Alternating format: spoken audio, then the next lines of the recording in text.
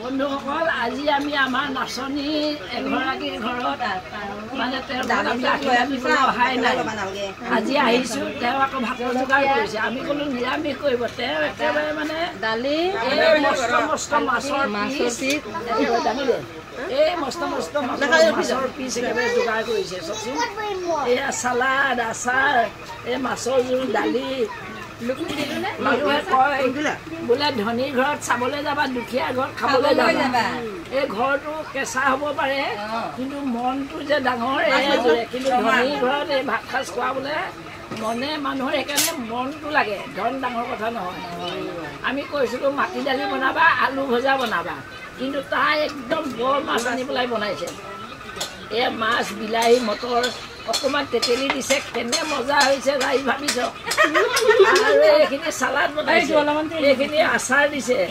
এইখিনি দালি দিছে কি মজা লাগিছে নহয় মাছৰ কেঁচা জলকীয়া নিমখ ইমান মজা তৰকাৰী মই ঘৰত খুৱাই নাছিলোঁ বহুত মজা লাগিছে তাইৰ নাম লাৱণ্য ঐ লাৱণ্য আহ আকৌ তোক চিনাকি কৰি দিওঁ এইগৰাকী আমাৰ লাৱণ্য নাচনী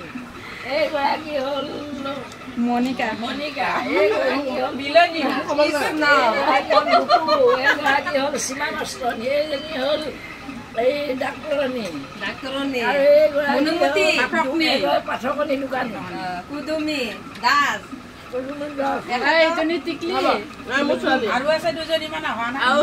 গাড়ী পোৱা নাই আৰু দুজনী আহিবলৈ আছে দালি দিয়ক